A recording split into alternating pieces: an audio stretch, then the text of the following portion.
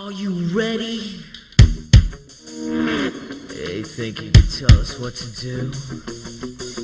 You think you can tell us what to wear? You think that you're better? Well, you better get ready. Bow to the masters. Break it down! Ladies and gentlemen, welcome to the Comic Clowns Podcast. This is Bruce Warchief Hoover. Mark, the Dwarf, Kokiachuk. Kyle, Darth Cooch Kokenbecker. And Grank, Rackus 4047 Kohler. And yes, I know you're wondering, wow, they're missing a lot of people. Don't go looking for the bodies. You'll never find them. I told you to bury them. They're behind me. I got Nick Midman Clark behind me. I got Christian Forza Vasquez as well. I also have Birdie here once again. And we got Jason Tick Cutler Scamardo. Hello. And we have a very special guest returning this week again. Chris, Collision Con, Oliver, the man, the myth, the legend. Oh, thank you for having me. Awesome. So what we're doing here this week, and the reason why we have so many estranged guests, is we are bringing back our horrible movie tournament. Yeah. We suffer for you. So it's true. For those who don't know the rules of the game, we had two people watch some really shitty movies, and they get to sit here and explain their synopsis on why their movie that they've chosen, that was actually assigned to them, is worse than the movie that was also assigned to their opponent. And for our judges, we have Grant, Gracchus 4047 Kohler, who is our blank slate. He's never watched any of this. Thank you for being our control group. You're so lucky. He's our placebo. Then we also have, a reason why Chris Oliver's in here again is because he's going to be another judge. We asked him to be a special judge for this one. Thank you. And then we have Mark the Dwarf Kokiachuk one more time, being the third judge. I will be your moderator. I'll be keeping time and moving everything forward the best I can. And the movies we got, Kyle, which movie do you think is horrible? Both. I get that. I do agree. They are pretty bad. I get that. Spider-Man 3 is worse. Oh, jeez. Oh, it is. So you think so? No, it is. All right. No. Xmen 3 is far worse. So we got Jason, which one? X3, The Last Stand. Ooh, all right. So we got a peeping pile of shit on this one. Which it wasn't really The Last Stand, obviously. Obviously Reboots. It's been retconned. It doesn't exist anymore. Timelines. Not all right. reboots. Damn it, Barry. So we're going to be getting going here. Jason just showed up in the nice winter storm, so I'm going to let him get some rest and listen to what he's got going for himself. Kyle, give us a synopsis. I'll tell you when to stop. Okay, so Spider-Man 3. Why? I mean, Topher Grace as Eddie Brock. Eddie Brock is supposed to be a jock, not Eric Foreman. I mean, it's just the worst casting I've seen for Spider-Man until the new Eddie Brock, who's a little Indian boy, but that's for later on. Emo Peter Parker. Oh, God. How does Venom turn Peter Parker emo? Can anyone explain that to me? It just makes absolutely no sense. He can dance better than I can. That means nothing. Dancing makes a good Venom? Okay. You're just digging your grave here now. Alright, so he gets attacked by Harry Osborn, who's the new Green Goblin, but continuously gets hit. There's no spider sense in the first half of this movie. He doesn't even sense Harry coming, none of the punches, doesn't deflect anything until he throws the first pumpkin bomb. It's just... No more spider sense. The ring falls out of his pocket that he gives Mary Jane, which means physics doesn't apply because that ring's falling for about 3 minutes before he swoops down and catches it. But they were about 2 stories off the ground, so how does the ring not hit the ground in about 3 minutes from that height? Brings Harry to the hospital all cut up and beaten up. No cops around. Oh, how did this happen to Harry Osborn? How did this happen to you? What happened? No questions, no cops, no police, no reporters, nothing. Bringing physics back into it, a particle accelerator is just a hole in the ground. That's how Flint Marko got his powers. Not all of us are nuclear engineers. Technician. I don't have a degree. Flint Marko sees a picture of his daughter that was on a locket and now has complete control of his powers. He just got them, already knows how to use them perfectly. Motivation. Yeah. Gwen Stacy's a model, not a student. She's actually Peter Parker's tutoring her, even though she's a science major that was on the same level with Peter Parker in the comics. That's called let's see. Booty call. Yeah, booty call. Bruce Campbell, fake French accent. I mean, How is that a negative? It's Bruce Campbell. because it makes Bruce Campbell look so dumb, and Bruce Campbell is like the king of the B-star actors. Yeah, and it was hysterical. Oh, it was horrible. They just try way too hard for comedy in this. They openly said Flint Marko killed Uncle Ben. He's the one that shot him. Why are we retconning even more characters? That's like saying when Joker killed Batman's parents. Yeah, but we're not doing that movie. That doesn't make that right either. He can take off the Venom suit. It's not attached to him. But later on, he has to physically rip it off his body. But he can take that black suit off in the beginning of the movie. It's because it wasn't in danger yet. The entire jazz scene, the jazz club scene, the dancing, everything about that's just wrong. I mean, that movie is terrible. I don't know how anyone can defend it to say anything's good except maybe the Bruce Campbell thing. I'm excited to hear what you have about this. All right, then, if that's the case. Jason, Jesus. X3, what made that thing a dumpster fire? Everything? Yeah. I mean, Don't help him, Kyle! Stop stating the obvious. so, let's go right off the bat. They kill Cyclops, the leader of the X-Men. That's a plus in my book. I mean, how is that a bad thing?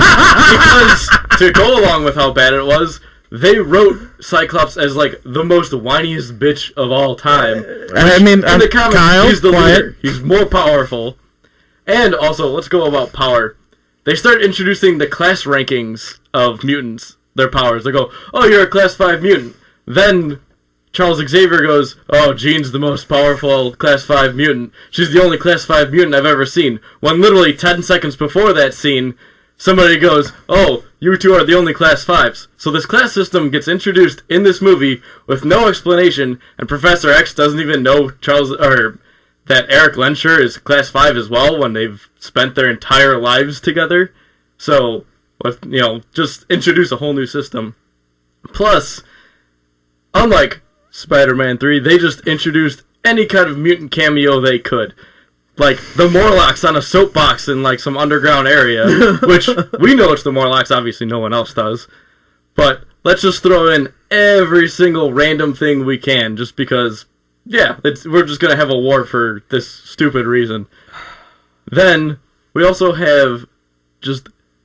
One of the things that just makes me so irate about this is... They needed some form of humor in this movie, so they used the fucking Juggernaut meme, where he goes, I'm the Juggernaut, bitch.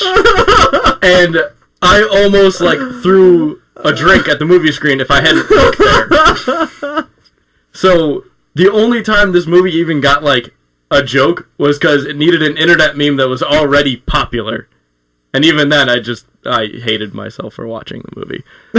Not only that, they killed both leaders of X-Men. Well, kind of. Because then Professor X just dissolves and transfers his consciousness and somehow his voice into another body to Moira McTaggart, who we know, which no one else will know either.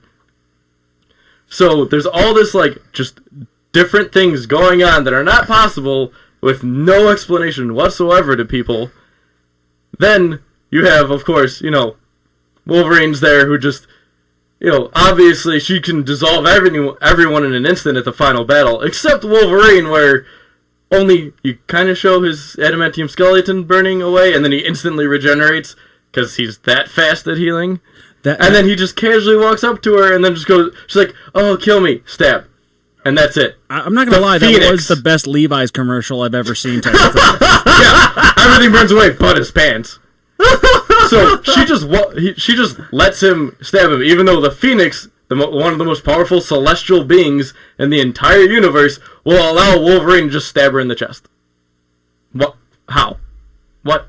Why? So, yeah, there's just a few of the things. If I had my notebook, I'd have like you would have to cut me off.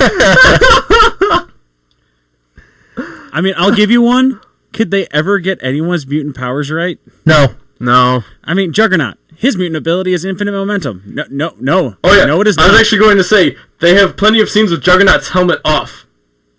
Why? Not a mutant. Not a mutant. Not a mutant. Ruby or Ramsey. Yeah, I was gonna say the helmet is actually part of the the Sidorak armor. The helmet keeps him from getting psychically attacked. Right. And then he has a gem that makes him super strong. Exactly. Why is he Irish? Isn't he supposed to be... Or is he Scottish? He was British. He's British. British? Why is he some sort of European guy that's not... Also, he's supposed to be like Charles' brother. Yeah, if we go Stepbrother. they're stepbrothers. Yeah. New England, there you go. Whatever. I mean, if they did that, that would have at least made sense, because then both of them were British. I know, right? All right. We got about 10 or 9 minutes left on this. Kyle, what makes X3 better than Spider-Man 3? The acting. I mean, Sean Ashmore, great for Bobby Drake. Just the people in it. Yes, I'm aware. Shut up, Mark. Patrick Stewart, Ian McKellen. Good castings. I mean, You have the X movies have perfect casting. Yeah. I can't deny that. I mean, Patrick Stewart, for the role, looked at the comic, why am I on the cover of this? So, he is... Your main... Oh, yeah. Your main leaders are Broadway Shakespearean actors. Yes. And So- then Kelsey Grammer is a great Hank McCoy. But why great was he a politician instead of a scientist? Who cares? Oh my god! Continue, Kyle. The Sentinels in the Danger Room sequence look badass. I mean... Except they've never introduced Sentinels at all, except for a random head. Yeah, that doesn't need to be really introduced. Let him explain why it was a good movie. It wasn't. Everyone has seen the 90s cartoon, though. They know what a Sentinel is. My daughter hasn't. Well, you're failing as a father right there. She's seen everything through Justice League, but you can't let her see the good X-Men. She hasn't seen any good X-Men then. I'm not going to lie. I don't really want to give her that much disappointment for movies. Yeah, I know. That's why she gets the cartoon. Cyclops dies, pandering to the Enforcer. Wolverine gets his ass beat by Magneto. The Bobby Drake full... That happens in all of them. Oh, yeah. The ice armor, full ice armor on Bobby Drake, where he became the full Iceman, was... I fanboyed for that. And even though it was pandering to the nerds, the Morlocks were introduced. They can do so much more, and hopefully maybe one day, but... I mean, we knew who they were, and I'm happy with that. Yeah, we knew, but no one else. I don't care about anyone else. Yeah. They have so many more Morlocks, but you got to remember... They were cannon fodder. They were pawns. The Hugger, formerly known as Prince, in that situation. It's true. I think the only Morlock that ever did anything, at least in the 90s cartoon, was Morph. Callisto, she was Calypso. Calypso, yeah. Callisto, she was the leader. She fought Storm in hand-to-hand combat in the cartoon. Yeah. Not ran at super speeds and couldn't understand mutant abilities. That was weird. Yeah. That was very Met weird. her, though. She's just as hot in real life. Good to know. Awesome. Thank you for that. Alrighty. So, Jason's turn, yeah. What makes Spider-Man 3 better than X3? Spider-Man 3 had a lot of subtle things that really helped it. There's a part where Spider-Man starts shooting web grenades at Venom and he blocks him with a web shield. Like, that little instant, that was cool. Also, I'm going to go against you. Bruce Campbell is a god. The fact that he's in all of them was just amazing. He's the only reason to see them, though. See? There you go. He was a giant bonus. They have a lot of minor things elsewhere, too, like relations to the people. A really, short clip, Eddie Brock, while Gwen Stacy's falling. Whatever. When Gwen Stacy's falling after her modeling gig, because she's a model, which they did get right, kind of. Captain Stacy's standing there, and she goes, "Oh, they got the relation right. They don't go heavy into it, unlike the reboot Amazing Spider-Man." So it was just a little difference, but it made sense.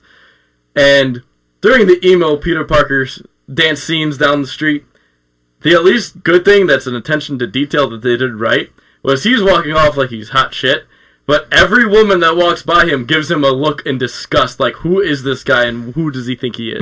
Yeah, but why put that in there? Kyle, It kills it. Kyle, let it go. You have time to retort. They got the female, like, reaction totally proper, because any woman would look like, what the fuck? So, there's all these little nuances that they did well, and there's at least, like, humor. Even if you don't know anything about Spider-Man, you can go, you can, like, kind of laugh and relax, whereas X3 was just non-stop, like, it's still going. This movie's still going. It's couldn't finish either of them. S3. I couldn't finish either of them. Mark, turn up Jason. He's all the way up, dude. I'll get really close. Yeah, you gotta get closer, man. It's like, I have everybody up all Deep the way. throat it. I will get as awkward as I can. Oh my god. But yeah, X3, a shorter film, felt longer than Spider-Man 3 just because it dragged. Jesus. They both dragged. Yeah, but it's like a 35-minute difference. Yeah, give or take. They both felt just as long, though. They felt... Yeah, but that's what I mean. Like, Spider-Man 3 actually kind of has at least some sort of humor to pass the time, whereas Yeah, the X3 bad had acting. nothing. Oh my god. Whatever. Hey, that CG Sandman acted great. Oh, Thomas Hayden Church. Why? You get, like, kind of a famous actor for that role. Oh my god. All right, Kyle. Retort. Everything he just said. Yeah, that is my retort. Everything you just said. We kind of have already been retorting. Yeah, I mean, I'm trying to keep it like easy so people don't get talked over. It's just not working. No, it's not working. it's too hard with these things. Oh my god. When you have two passionate fans, it's just not going to happen. No. Might as well just move off to the vote I mean, right now. Alright. Spider-Man was the battle of the B-star actors with trying to make Tobey Maguire a thing, which they tried for most of the early 2000s. And X-Men was the established actors. It's really all it is. Yeah.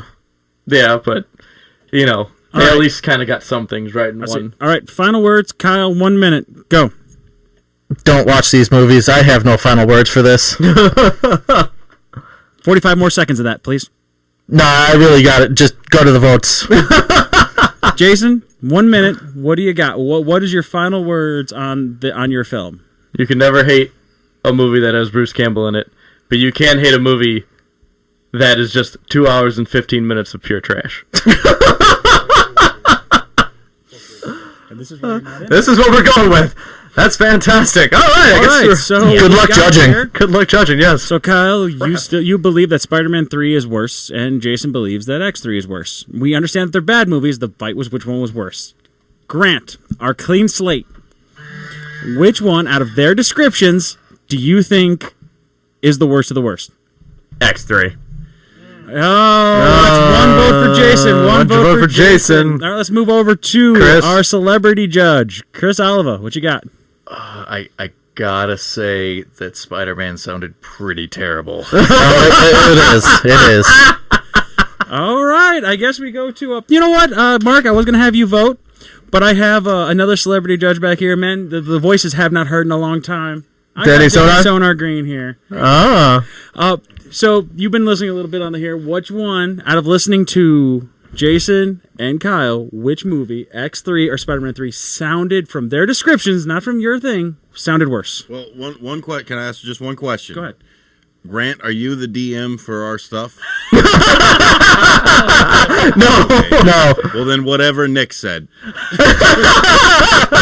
All right. That's a good one. Nick didn't say, but Mark, Okay. I'll pass it over to Mark. All right, guys. Final word, Mark. Which one did you think was worse? So it is now I am the tiebreaker. Thank God. You got thank What God are you drinking for this? fucking bastards. Damn it, Thor. I know. Damn it, Thor. Loki, the trickster god. I will have to say that I'm gonna have to go with X3 being the worst. due to the fact that there was actually no proper explanation of anything going on in that movie at all. Also, Juggernaut is not a mutant, so therefore the way he died was fucking impossible. Screw that. There you go. Well, I mean, all right. So that brings it up. That means X3 moves on in the brackets. Spider-Man 3 moves down. That puts Kyle at 0-2 in these, and puts Jason at 1-1. Now, the way we're doing some of these is nobody's actually going to be doing like the same movies. So, like, I'm going to be calling other people in here to be doing different ones. Like next time, I may give Kyle Batman versus Superman to go against somebody. I did Batman versus Superman already. No, you did Green Lantern. I want to guess BVS. I am not watching that movie again. Go fuck yourself. All right, we'll be right back. We'll have a new set of people in there. We got Mark versus the Bird. The Bird is the word in this situation. So, guys, we'll do a quick commercial break, and we will be right back.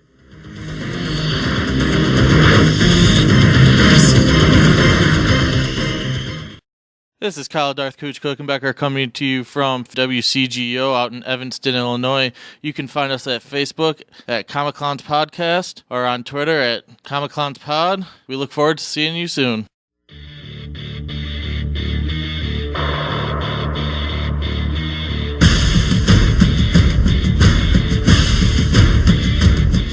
Welcome back to the Comic Clowns Podcast. We're on our second round of our horrible movie tournament, and for some reason I've got the dwarf shaking his head at me. Mark is displeased. I don't know what he's displeased about. His height.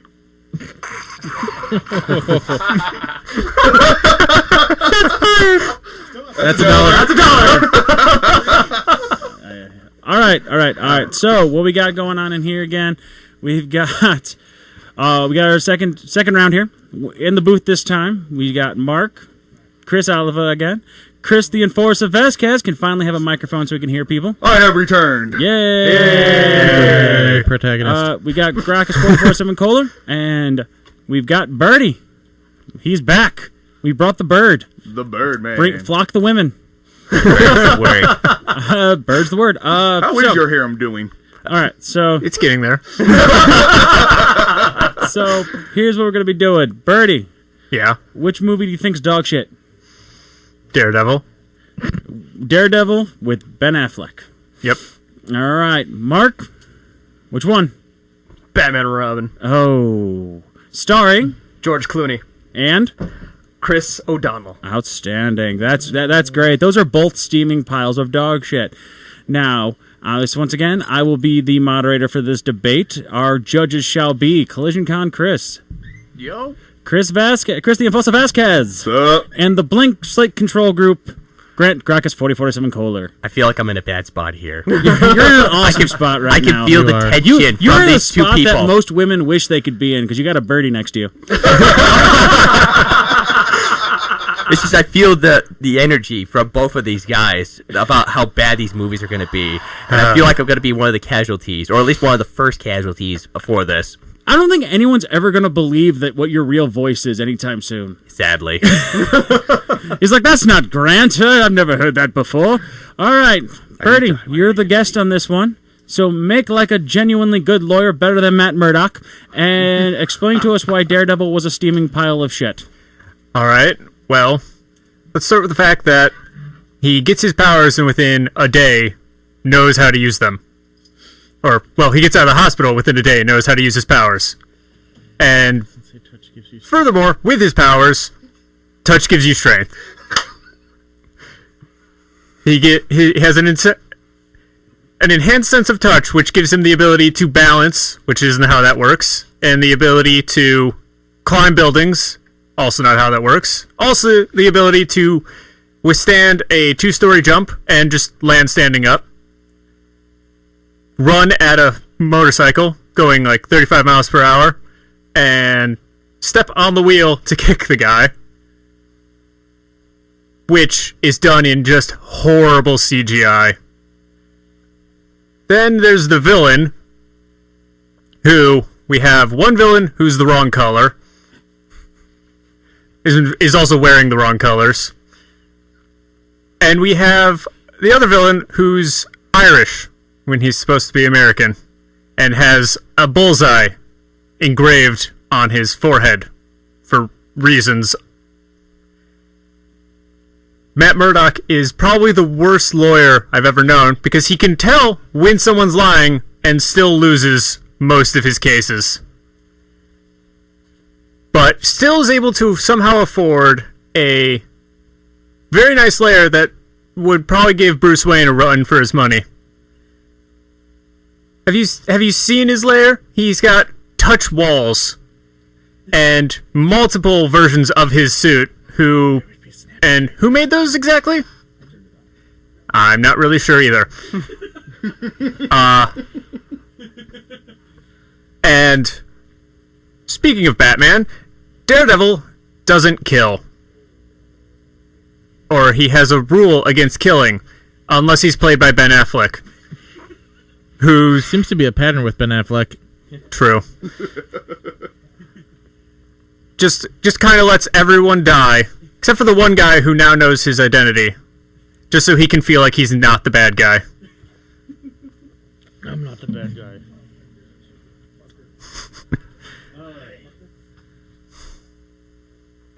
Is that it? I was gonna say anything else.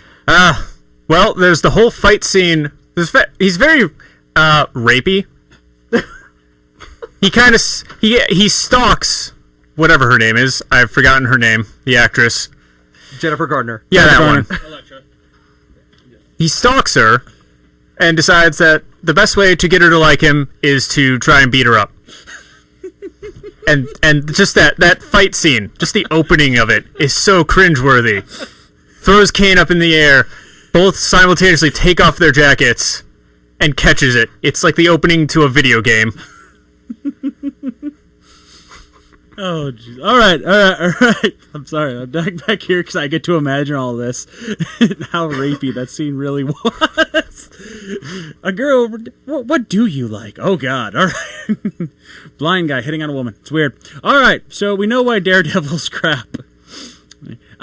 Mark? God damn it. If this doesn't open up with ice puns, I'm going to be very disappointed. Can't plant the Begin. idea. Before I actually begin, I'm going to have to fair warn everybody that I'm not apologizing for being loud. Also, Grant, you could also take some pointers about ranting here. And Birdie, for you, I'm going to have to change my hat. For this is no longer revenge. It's now punishment, my friend. There's one pun for the day. Second, this is going to be a cold burn, my friend. There's your ice pun. Second, oh my god. Oh my god. We are going to have this moment of the beginning of this movie. First off, DC Comics, horrible live action since the beginning of time.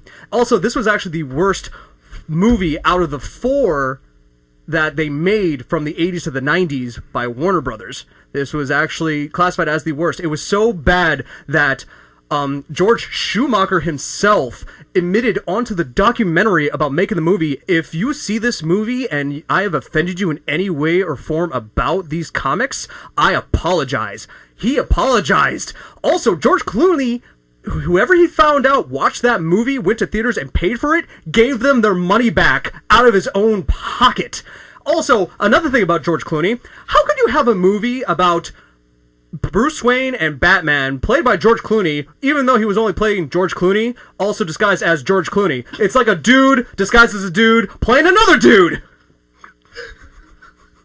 Here's another thing. We are going to actually have to go through the cast here really quick. It was so bad that Arnold Schwarzenegger's ego actually had to come before George Clooney in the opening credits. That's how bad his ego was. Also, Arnold Schwarzenegger as Mr. Freeze? Really? Couldn't have actually picked anybody else to actually pick this character to play him?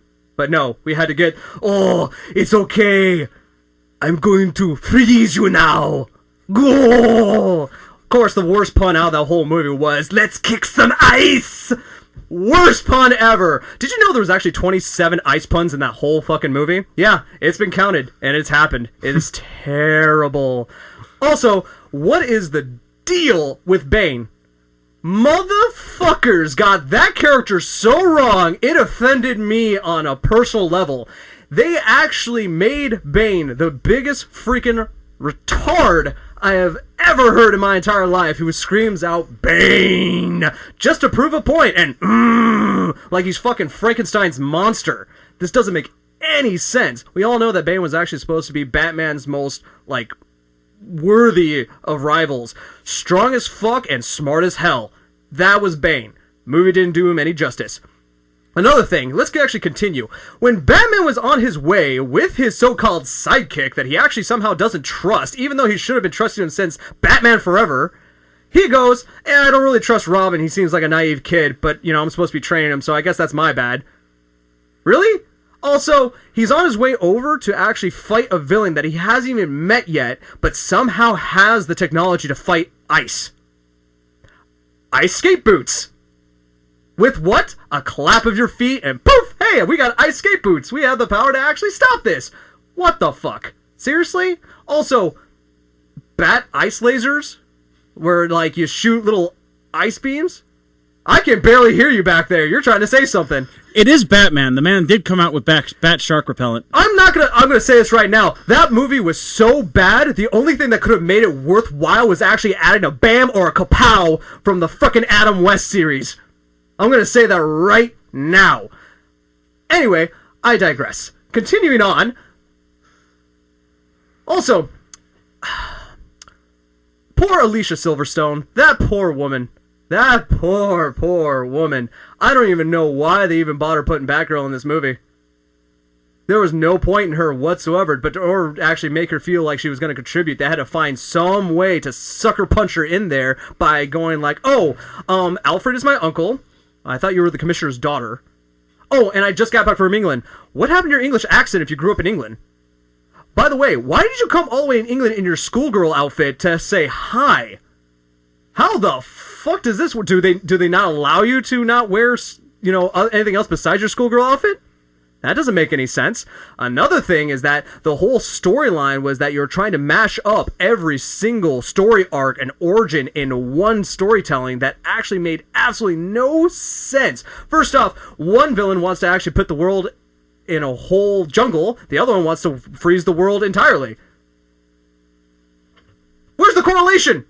Where's the correlation? Well, let's see here. I'm going to freeze the world first, let it thaw, then you can actually have the planet. No, I don't think that's actually a very great idea, because aren't you Mr. Freeze, that if any form of heat would kill you? And another thing about his suit. How the hell do you get a suit that creates cold for you, powered by diamonds, and put it in like a coin slot? It works. All right, Mark, we're going to have to put this conversation on ice so we can move forward. I hate you. I've been waiting 5 minutes to do that. All right. God damn it. Birdie. Yeah. What? You see the hatred that's fuming from this man. What makes this movie better than Daredevil? Well, first off, George Clooney is a far better Bruce Wayne than I forget his name. Ben Affleck? Yeah, that one. Which one? Val Kilmer? Ben Affleck is a Matt Murdock. And beyond that, trying not to say that because Bruce pointed it out. Bat boobs. Bat boobs. The only reason to have Batgirl. Can you argue with it? I can. I really can. Most ineffective armor ever. Yeah. I think what he's trying to say here is that close-up shot of her bat crotch, bat butt, and bat nips was well worth the wait. Was even the original actress. Doesn't matter. It was a mannequin. I don't think anybody cares. Alrighty. Poison Ivy was pretty true to what Poison Ivy is. As far as Arnold Schwarzenegger, I feel like it would be hard to find any other actor who could carry that armor. And make it look effortless. Sylvester Stallone, hello? Because that would have been any better sound-wise.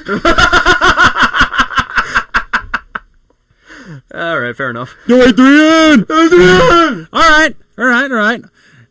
The defense. What made Daredevil better than the sexy setup of Batman and Robin? I'm gonna say this right now. First off, origin story, actually very close to the comic books. Far more accurate than what we actually had to do with Batman and Robin. In that defense, they didn't do an origin story for Batman. They did origin stories for Mr. Freeze, they did an origin story for Poison Ivy, and they did an origin story for Bane. 2 out of 3 of those were actually on point. I don't believe it. I don't really agree with them. So here's the thing. Better origin story, a little bit more accurate to the comic books, a little bit, not too much, not 100%, I agree with that. But here's the thing, though. You're talking about tits? I'm talking about Jennifer Gardner tits. Those are some really good tits, man. If you're actually going for sexy, that's sexy. Not Alicia Silverstone. Not short, little, pudgy blonde girl. No. I want muscular-looking Amazonian style that's willing to kick your ass because I feel like you're about to rape me, which kind of turns me on. That's a little nicer. I can't hear you back there. Mark, we're going to keep fetishes out of this argument. Anyway, also, here's another thing. You actually get to... Matt Murdock may not have been the best lawyer. That's because he was following the rules as Matt Murdock. But at night, he's Daredevil, and he's going to fuck some bitches up. And kill them. And you know what? He didn't kill him. He just let him drop to his death, and the train ran him over. Who did he kill? No one. He just didn't bother lifting a finger to save the guy off the train. That's all. Semantics, but he didn't kill anybody. There's a difference. So yeah, a little bit true to his word. Kind of a chaotic good motive, but in all reality, I did what was necessary. The guy was a monster. Arguing with that fact, he did attempt to murder Bullseye. Okay. Didn't really murder him. Attempt, I said. He didn't really attempt to either. He threw him out of a church! He didn't throw him out of the church. Yes, he did! No, he didn't! Yes, he did! He threw... I watched it! He grabbed him, picked him up, all right. So he killed one guy. He killed one guy! I mean, what's the argument of him throwing the guy down on the train track and letting the train... He didn't throw him down the train track. He flipped him. The guy fell, snapped his own spine, and then he fell on the tracks. The train just so happened to be coming by. He didn't bother lifting a finger to save him. That was a difference. But Daredevil wasn't a man about, his whole thing was like, I need to punish you for your sins. Not about, I'm going to send you to jail now. It was Hell's Kitchen, for God's sakes. Come on. Nothing was actually decent about the city. But here's another thing. Granted, the romance between the two made me feel a little bit, oh, that was nice. Also, they did kill Elektra, which actually did happen in the comics, by the way. That did happen. Also, Bullseye was Irish. No, he was not. He was actually supposed to be. He wasn't. If you read the Marvel page, he was not. He was not supposed to be Irish? Because no one knows his background. Because apparently in my Wikipedia book that I have, the dictionary about Marvel, he is Irish. He is from Dublin, Ireland. Wow, because he has in any other format of him, he has no accent, no nothing. They have made it stated that he is actually Irish, but he grew up in America. He is Irish. That is a true fact. Just because they had, Colin Farrell play the guy who is an actual Irishman, they just decided not to actually change the accent. Granted, yeah, his costume could have been a bit better, because it just looked like some dude with a bullseye tattooed on his carved into his forehead. But again, it was actually still pretty accurate to the comics. So again, I don't know. If you want cartoony, yeah, sure, all right, Batman and Robin. I need you to chill out. Sorry. Go on already. Birdie, what do you got here? Can you hit the mark? That was a double pun. I don't care what Adrian said. I feel like the best redeeming quality for Batman and Robin is Alfred. He's the only character that you actually genuinely care about in the movie, being perfectly honest. Okay. And he's the only one who actually seems to have humanish moments with anyone else. As opposed to the most human moment in Daredevil is when his dad dies. Any other moment, no one made me care about them. That's a trigger for me. Alrighty. Okay. All right. We got down to our last minute. And by the way, just Googled it.